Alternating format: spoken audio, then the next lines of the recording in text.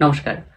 আপনারা আজকে জেনেছেন যে আজকে চট্টগ্রাম কোর্টে চিন্ময় কৃষ্ণ মহারাজের জামিন শুনানি হয়েছে এবং সেখানে চট্টগ্রামের বিজ্ঞ আদালত যে বিচারক ছিলেন তিনি জামিন নামঞ্জুর করে দিয়েছেন। তো আমরা আমরা হতবাক হয়েছি। আমরা এটা আশা করিনি। আমরা ভেবেছিলাম যে তার জামিন হবে, তিনি একজন সাধুসন্ত এবং তিনি কোনো অপরাধী না, এবং যে অভিযোগে তাকে কারারুদ্ধ করা হয়েছে সেই অভিযোগটি মিথ্যা।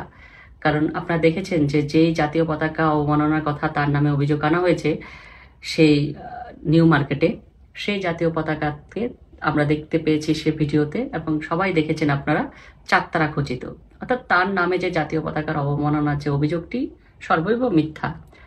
এবং যিনি ওই 25 তারিখে লালদিঘির ময়দানে যে প্রোগ্রামটি হয়েছে সেই দিন জাতীয় সঙ্গীতের মাধ্যমে অনুষ্ঠানটি শুরু হয়েছে এবং জাতীয় পতাকা হাতে সবার মাথায় আমাদের জাতীয় পতাকার কালার যে লাল সবুজের রঙের যে কাপড় বাঁধা ছিল, তো সেখানে তো জাতীয় সঙ্গীত জাতীয় পতাকাকে অবমাননার কোনো বিষয় আসলে আসে না।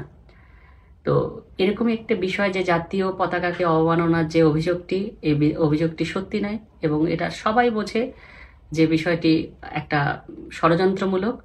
তা আমরা আশা করেছিলাম যে তিনি একজন সাধু মানুষ। আপনারা জানেন যে একজন সন্ন্যাসী, হিন্দু সন্ন্যাসী, সে নিরামিষ খেতে হয় এবং তার খাদ্যাভ্যাস আলাদা। তো জেলের মতন জায়গায় তার সেটা মেনটেন করা অনেক টাফ। তো আমরা আশা করেছিলাম যে বিভিন্ন দিক বিবেচনা, এবং সে চিন্ময় প্রভু তিনি অসুস্থ হয়ে গেছিলেন জেলের মধ্যে, এবং আমরা জানতে পেরেছি যে 2বার তিনি চিটাং মেডিকেলে এসে ট্রিটমেন্ট করেছেন। এরকম একটি বাস্তবতায় আমরা আশা করেছিলাম যে তাকে জামিন দেওয়া হবে, কিন্তু জামিন দেওয়া হয়নি। আমরা আশাহত হয়েছি। তো তারপরও আমি বলবো যে আমরা পরবর্তীতে হাইকোর্টে এটার জন্য আমরা চেষ্টা করব এবং আমরা আশা করব যে খুব দ্রুত সেখান থেকে জামিন হবে এবং সরকার প্রশাসন এ বিষয়টি সহৃদয়তার সাথে দেখবেন। আর আজকে আমি ধন্যবাদ জানাই আমাদের এই চট্টগ্রামের যে জামিন শুনানিতে ঢাকা থেকে 11 সদস্যের একটি টিম অপূর্ব কুমার ভট্টাচার্যের নেতৃত্বে এসেছে।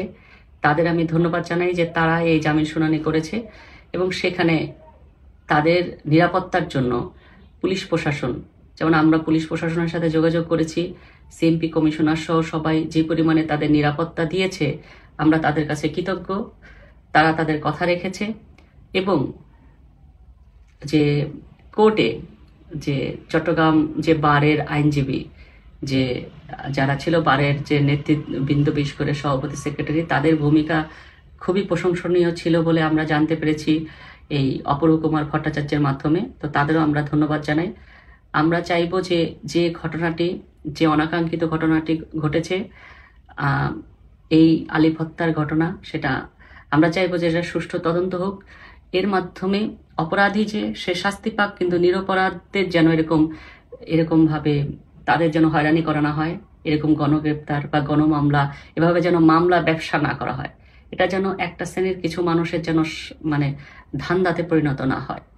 তো এই সার্বিক যে বিষয়টি, যে যে যে সিচুয়েশনটা, সেই সিচুয়েশনে আমরা শান্তি চাই, আমরা সম্প্রীতি চাই, এবং সেই সম্প্রীতির লক্ষ্যেই কিন্তু প্রশাসনের যে সম্প্রীতি সমাবেশে আমরা এই সংগঠনের পক্ষ থেকে অংশগ্রহণ করেছিলাম।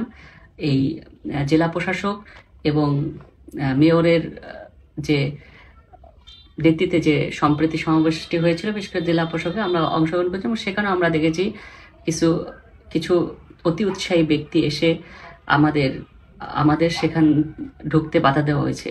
তা আমরা সর্বক্ষেত্রে দেখতেছি যে এখানে একটা শ্রেণীর কিছু মানুষ এই সমস্যা সৃষ্টি করার জন্য তারা অলওয়েজ চেষ্টা করে যাচ্ছে। সেই ব্যক্তিগুলোকে আমি মনে করি কি অতি দ্রুত আইডেন্টিফাই করা উচিত, কারণ এখানে কিছু মানুষ খোলা জলে মাছ শিকার করতেছে তাদের ব্যক্তিগত স্বার্থের কারণে, ব্যক্তিগত ধান্দার কারণে।